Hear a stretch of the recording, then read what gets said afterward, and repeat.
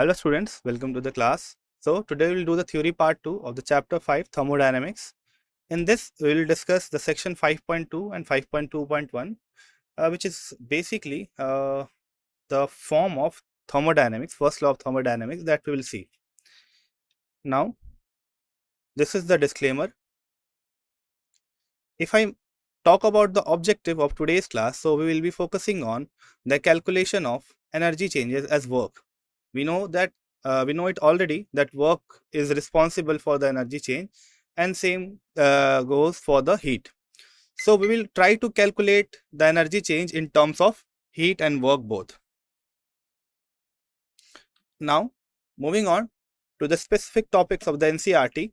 So we will cover the section 5.2, then in which we will cover the section 5.2.1, which is again a sub part of the application part, which is according to work. Now the question is that why are we interested in work? And the question would be very specific if I tell that why are we interested in mechanical work? To understand that, we should first of all try to look at a chemical reaction.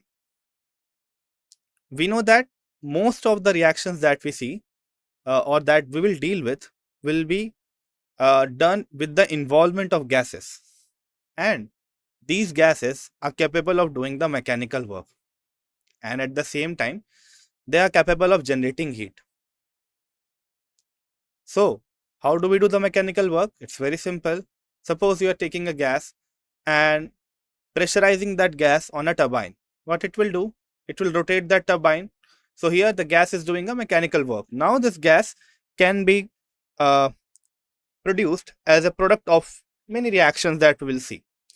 Similarly, it can also generate heat, because your gas that is being moving with some kinetic energy that will of course hit the walls of the container in which it is kept, and that will result in the generation of heat.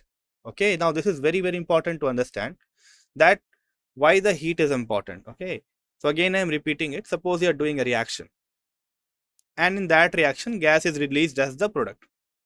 Now what that gas will do? That gas molecule will collide with the apparatus in which you are doing the reaction, and that will increase the temperature of the tumbler or the vessel. Why it is doing so? Because in this case it is generating heat. So this is the reason we are focused on two types of thing for the changes in energy, which is work and heat. Suppose we take the example of octane. So we are combusting octane. We know it very well. Upon the combustion of octane with oxygen, what we will get? We will get energy, because combustion of octane is exothermic reaction, because you know it very well that most of the hydrocarbon, like you take the example of methane, you take the example of ethane, you try to burn them, so that would create a large amount of heat, and same thing is true for the octane. Now this octane is used, I would say it is a part of the fuel. It is a part of the fuel that we use, and it is used to generate the mechanical work. Now why this mechanical work is happening? Because in your octane a chemical energy is stored. Okay, and whenever you combust that or you heat that, your octane breaks and releases chemical energy. Now it can transform into both. What are those both? First is heat, which you can observe by the heating of the car's engine. You must have seen that upon driving it for a longer time, the engine of the car or the engine of the vehicle starts to heat. Now where is this energy coming from? Of course it is coming from your fuel that you are heating. Now this is the first application, daily life application you can see. Now second thing, what else it is doing? It is doing a mechanical work. How it is doing? By helping in the movement of the car. So you can see a very direct example of how your chemical reaction is directly related to the heat and mechanical work. I guess it is clear to you. So in order to learn all of this, we need to quantify this change. Quantify means provide a proper value that the combustion of your gas that you have just seen will produce what amount of work, will produce what amount of heat. So that should be talked properly in terms of their quantity. in what amount. And of course, all of this is totally contributed to the internal energy, because internal energy is the sum of all kind of energies that we see. Now let us start with the quantification of both of this, heat and work. Our today's focus will be on work. So for that, we are taking a very simple process. So on the right side of the screen, you can see that there is a pump. So it is basically something which is containing air inside it, and we are pushing the air with a piston.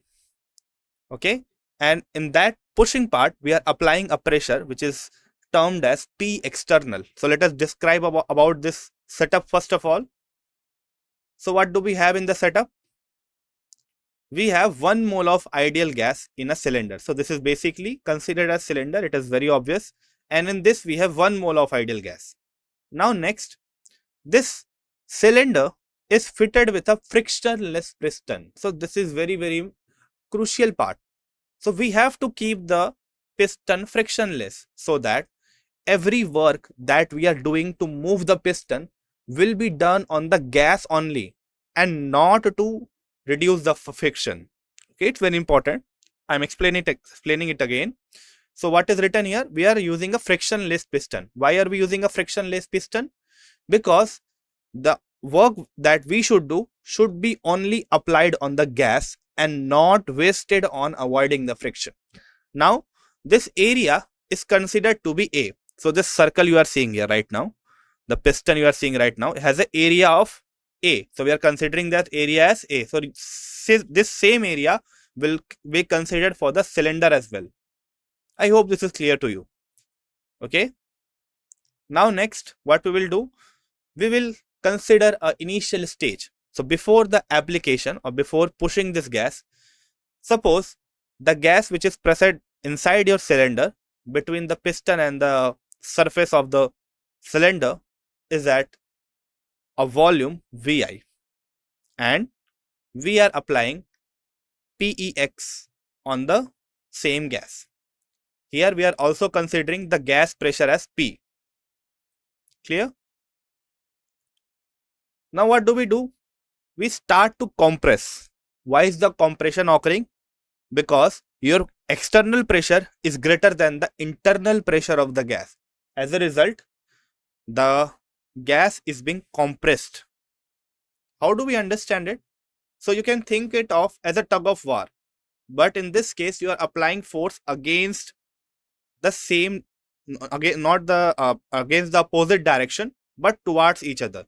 Now suppose 10 persons are on the right side and 10 persons are on the left side. They both are applying force. But suppose on the right side you remove 1 person. What will happen?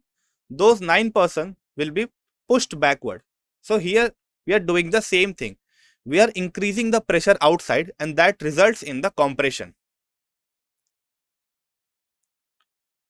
As a result of this compression, what will happen? Your volume, which is Vi initially, that is being changed to the Vf, which is the final volume. You can see a reduced volume here. The same amount of gas is being stored in a small volume right now. And the length which is being moved, so from here to here, the length is considered as L. So just go through each and every step very minutely. So these are very important. I will use them in the next part. Now moving on to the next part of the setup. What do we have? We have all this setup done. So initially we have a volume Vi of the gas which is enclosed in a cylinder with a piston. Then we slowly push the cylinder with a P external force which reduces the volume from Vi to Vf, and in that process the piston moves about L length. Okay, the piston moves about L length. Now let us try to calculate the work.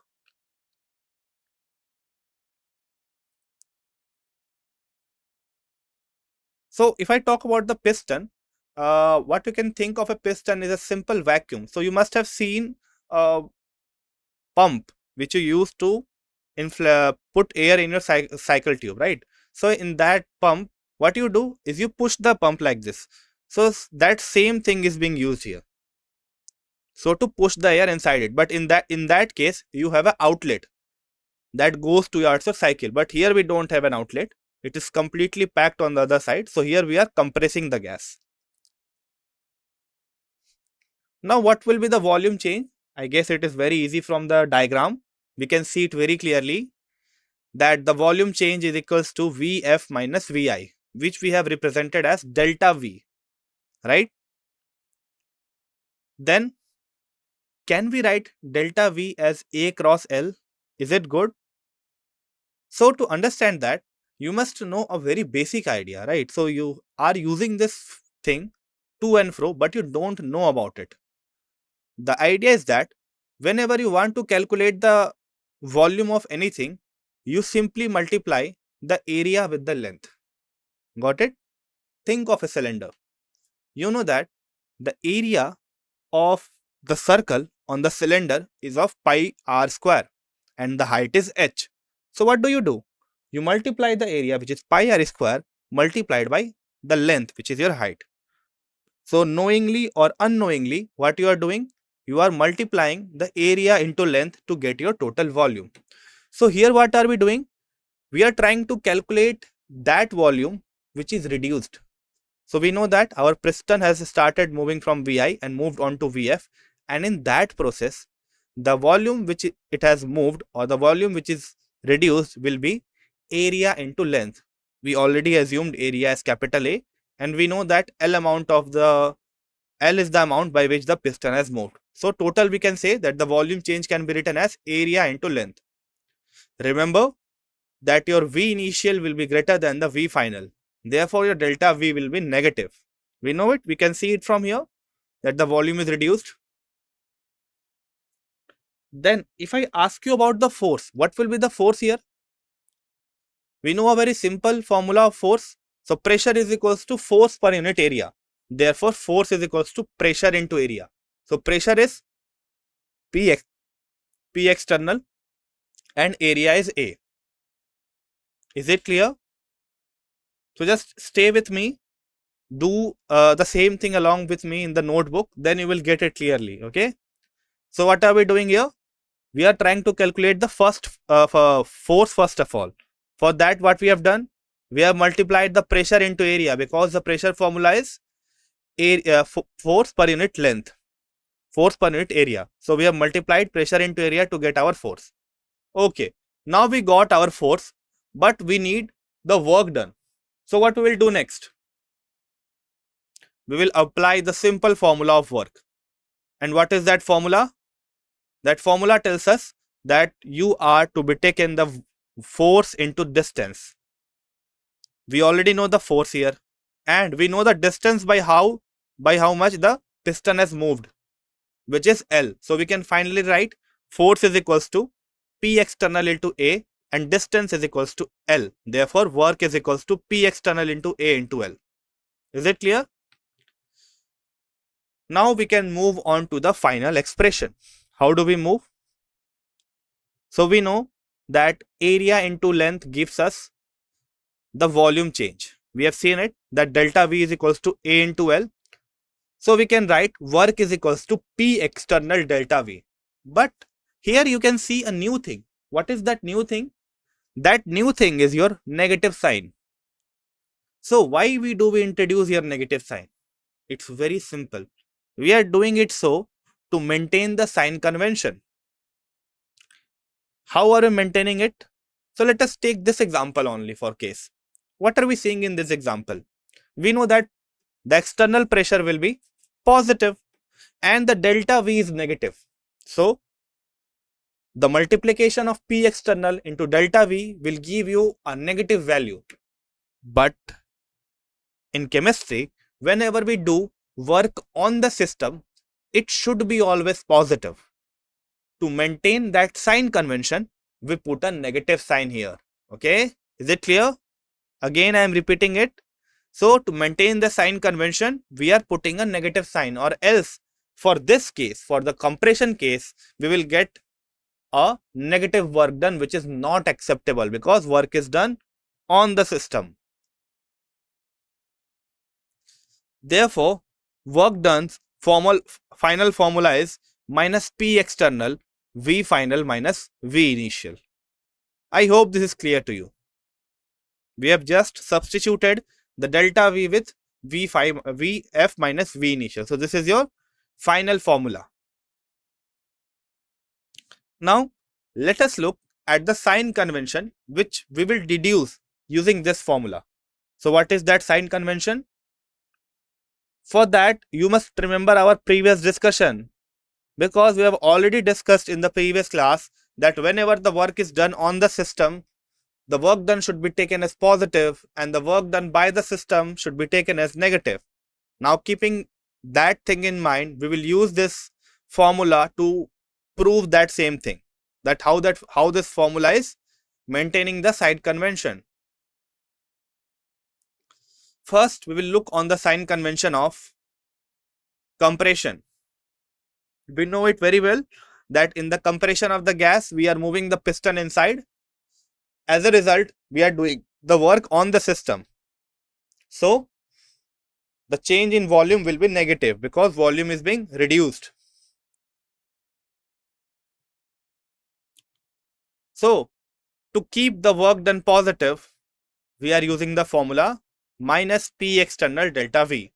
Now remember students, we don't use two formulas for two cases. We always use this same formula, both for compression and expansion. So let us take the case of expansion now. If I take the case of expansion and consider its sign convention, then in the case of expansion, your gas is pushing the piston up. So your gas is doing the work. We can write that work is done by the system. So your delta V will be positive because your V final is greater than the V initial. If you use the formula, you will finally find that the work done will be negative. Okay, because your delta V is positive, external pressure is positive, and we are putting a negative sign against it, which gives you the total product as negative value. I hope this is clear to you, that how are we describing the work done and how are we putting the same formula for the compression and expansion. Now, if this is clear, let us move on further to the next important topic, which is irreversible and reversible process. Now, this is the very core of the thermodynamics. You may find many difficult things to explain in the same topic. So I will say you to just listen carefully and you will be easily able to differentiate between the irreversible process and reversible process, because in many questions you will notice that the type of process is not being mentioned, but there are certain terms in the numerical itself that indicates that your work done is reversible or irreversible without looking at the actual term. Okay, so again I am repeating it. So there are certain terms in your numerical from which you will clearly say that this work done is irreversible or this one is reversible. So what are those key terms? We will look at those. Let us try to first understand that what is irreversible work. Suppose we are doing a process, okay, and in that process you are doing a finite number of steps, means to achieve your goal you are doing a definite number of steps. So it can be 5, it can be 10, it can be 11, but that should be countable. Okay, now the second thing is that, so the first important term is finite. See, if you get a term like this, means your process is what? It is irreversible. Second is your pressure is not constant. So this is the second important point, that your pressure will not be constant in the case of what? In the case of your irreversible process. If your process is going to multiple steps, in that case. Now we move on to the from the initial to the final stage in multiple steps, and through every step you are not keeping the pressure constant. Therefore, what you can do for each single step, now if you look at the diagram here, you can see bars, right? So this is the first bar, the second bar, third bar, the fourth bar, and the fifth bar. So you are doing the work in small terms. Now for each term, if you want to calculate the work done, you will simply calculate the minus P delta V. Suppose for this term, if you want to calculate the work done, you will simply multiply minus P into delta V. Now, if you are doing it for a number of steps, then to calculate the total work, what you will do? You will simply sum this thing up. Okay, so we have done the same thing. To calculate the work done for the whole process, we are adding it. Now, in this case, we will not integrate it because the number of steps is finite. When we are doing the process in infinite number of steps, then we integrate it, because in that case, to add all of those is difficult. Okay. So here what we will do? We will simply add this. Simple summation is required here. Then what we can say as a conclusive part, if you want to calculate the work done, you will simply add each individual steps in case of irreversible process. And in the irreversible process, you have your number of steps as finite. Now we will try the case of reversible process. So that is difficult to understand in some sense, because most of the process that you see around are irreversible. You can think of any example. They are all irreversible in nature. So our next target is to understand what is reversible process. What is the definition of that? So I have put up a definition here because it's quite difficult to understand. So in reversible process, we execute our change such that we are to move through an infinite number of steps. So we are doing the work very, very slowly, and we are doing it in a such slow manner that at every step your system is in equilibrium with the initial stage. Now this point is quite difficult to understand, right? How do we get it? How do we understand it? That your process is in continuous equilibrium. So for that, you can think of an example like suppose you are seeing a snail, right? You are seeing a snail. If you look at a snail for 3 to 4 times in frequent time, okay, the frequent time means after 3 seconds, after 4 seconds, what you will notice? That your snail, which is moving very, very slowly, has not moved at all, but your snail is moving. Okay, so this is just an analogy to understand it. It's very important. So your snail is moving, but you cannot notice that small change. So similarly here your system is changing your pressure from an initial pressure to a final one, but it is being done in very, very small steps. So it will take a long time to complete your process if your required process change is large. Is it clear? So it's difficult to understand. You can think of many more examples. So your final thing should be that you are doing the process at a infinitesimally small changes. Now, what are the characteristics of reversible change? First is it is infinitely slow. Okay. Second is each and every step there will be a set of equilibrium states. Okay. Then the third is the system and surrounding are always in near equilibrium with each other. So this is just a expansion of the previous statement, that your system and surrounding will always be in a equilibrium stage. The fourth one is a tiny infinitesimal adjustment can reverse the direction. So at any point you can reverse the direction. We will understand it in a much better way when we look at the graph. For now, what you can think it here in the last point, it is simply saying that as your process is reversible, so the obvious outcome of that would be that you can reverse the process at any time that you want. Now let us look at this diagram given on the right side. What can be the setup of this? you can think of a process which is proceeding through infinite steps. Okay. Now, the pressure change is changing very infinitesimally greater. Infinitesimally means greater means, but with a very smallest amount that you can take. You can take it as dt.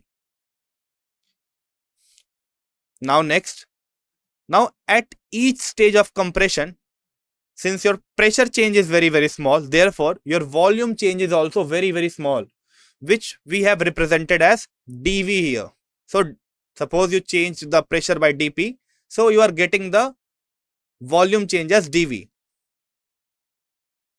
So how do we calculate the external pressure here in this case? So it's very simple. The external pressure will be equals to the internal pressure plus the small amount of pressure that change that you are doing. So this is right now dP here. So what we have told you earlier, that we are changing the pressure constantly, but with a small amount. So we can write that your external pressure at every point is simply equals to the internal pressure that is present of the gas that is present inside the cylinder plus the small amount of pressure change which we have represented it as dP. In the case of expansion, what we can write, that we are decreasing the pressure by dP amount. So P in minus P dP. So P in is here simply the pressure of the gas. In general case, what we can write, that your P external can be written as the summation of internal pressure and dP or the subtraction of the internal pressure and dP. Okay.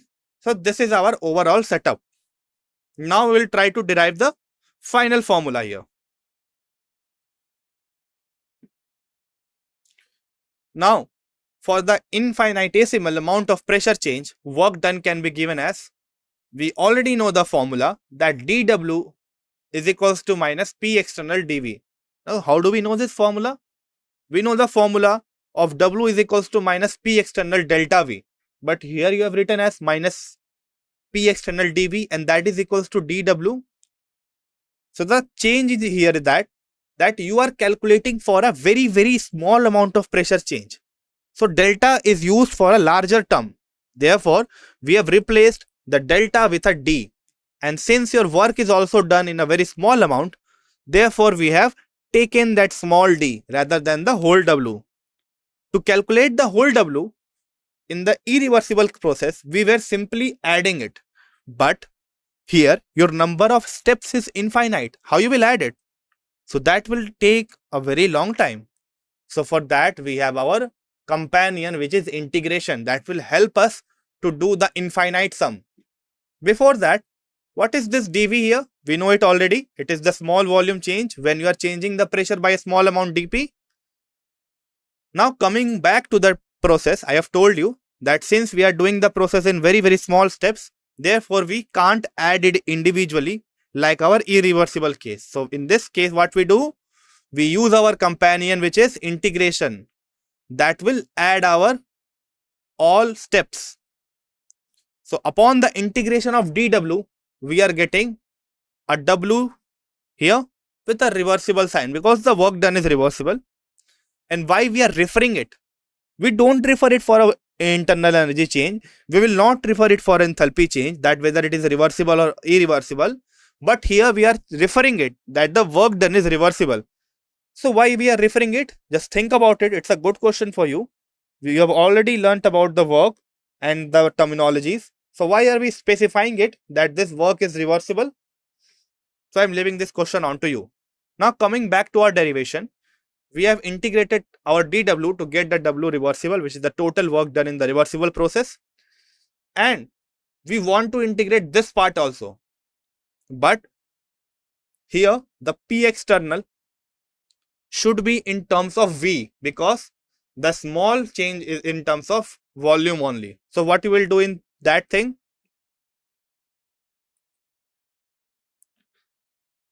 To attain that thing, we will substitute the value of P external.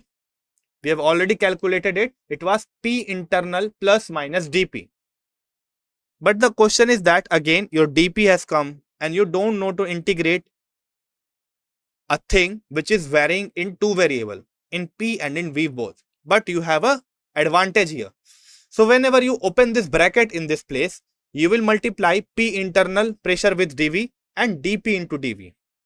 Okay, but the product of dP and dV will be very, very small. How you can imagine it? Take the example of 10 to the power minus 19 and multiply it with 10 to the power minus 20. What you will get? You will get an even smaller number. Here we are doing that same thing. We are multiplying a dP which is very small with a dV which is again very small. That will give you an even smaller number.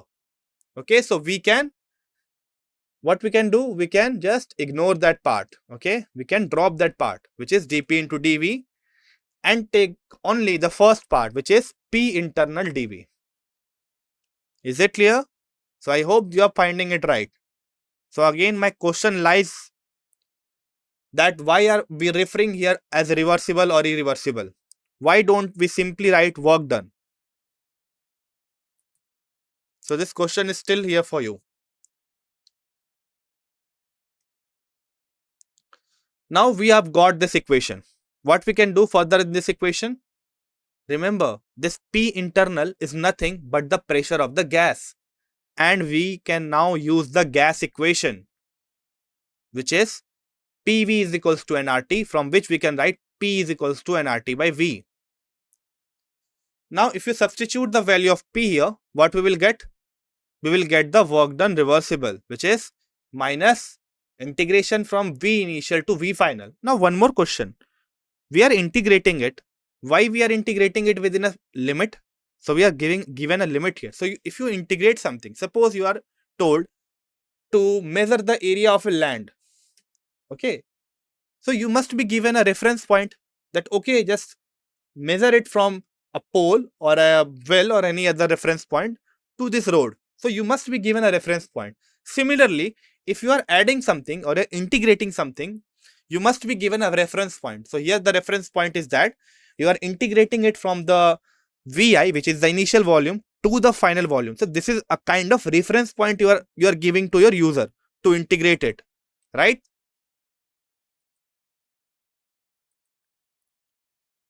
Now at constant pressure, so we already know that N and R, so number of moles and the gas constant are both constant. We do not need to integrate it.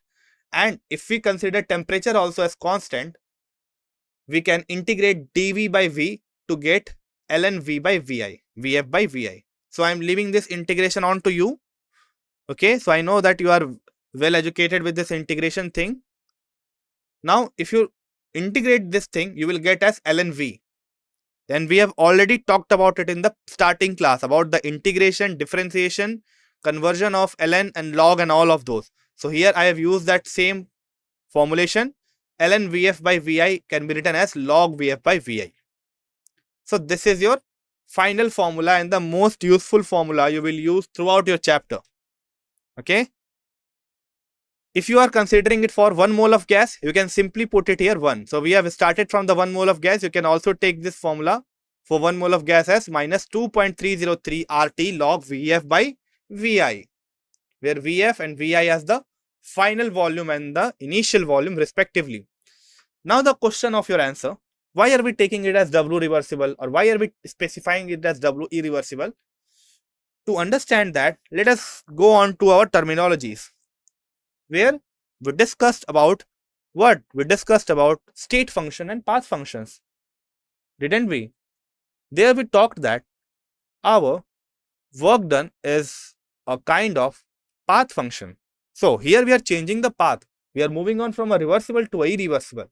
So in that case, you have to change the formula. You have to represent it. But your internal energy is a state function, therefore we don't need to mention it. So this is the idea. This is the idea why we are referring it as work done reversible.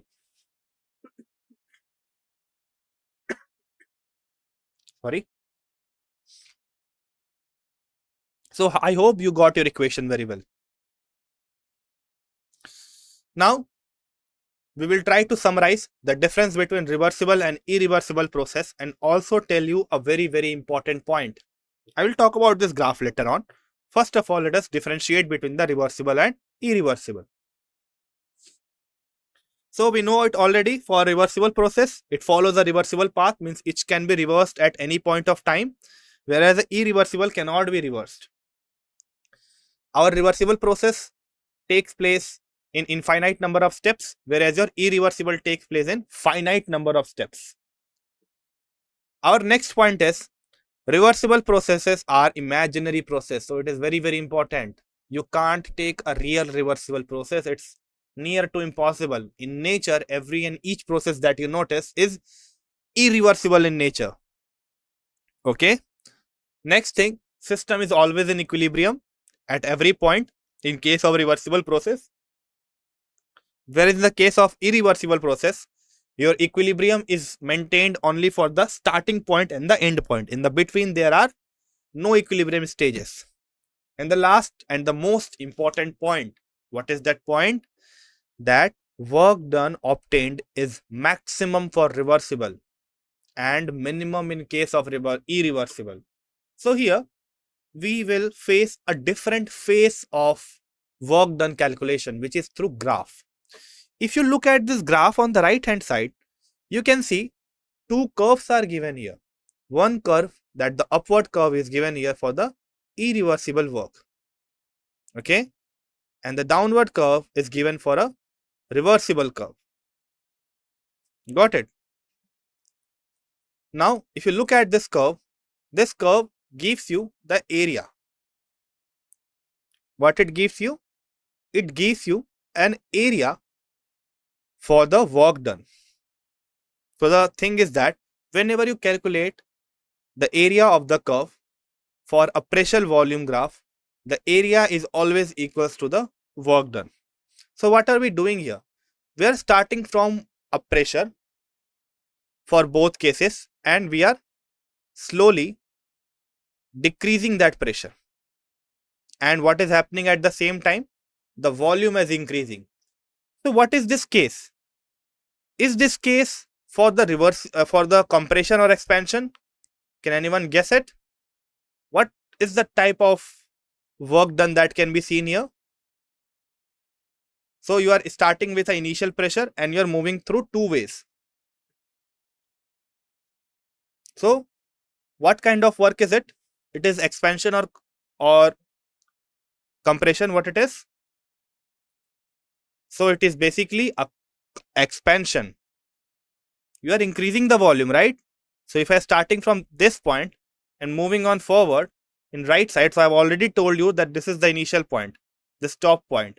So you are increasing the volume. So you are doing the work of expansion. Now remember, what will be the sign of the work done in the case of expansion?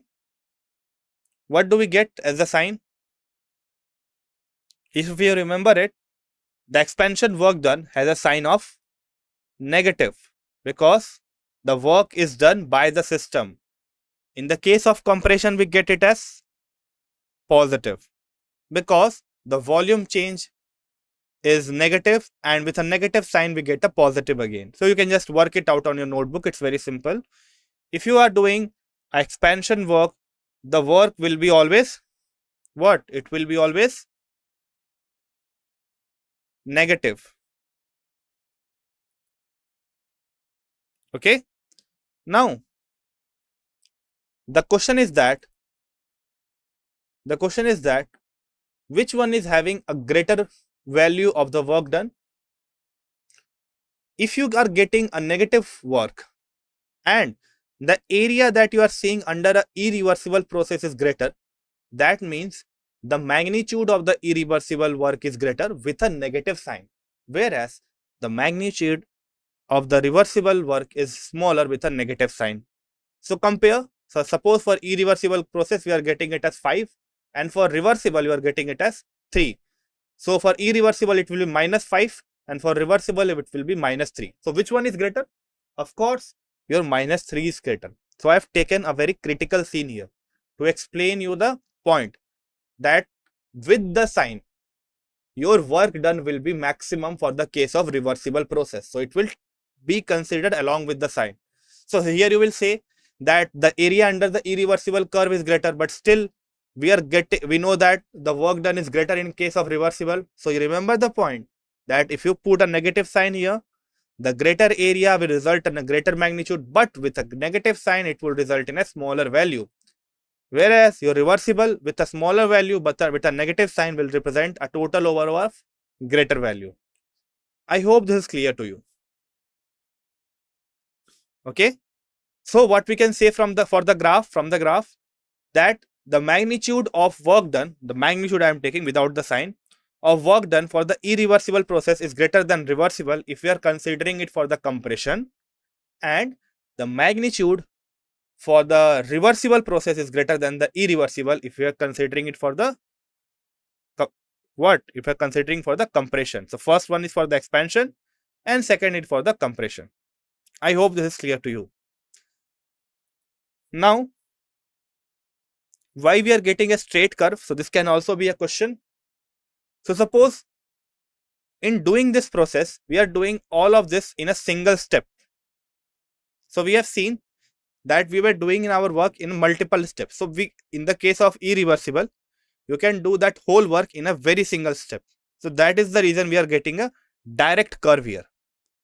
For irreversible, we are doing it in small steps, right? Which is the case here. Okay. So with this, we have covered all the theory part. So this was all for today's class. I hope you enjoyed the lecture.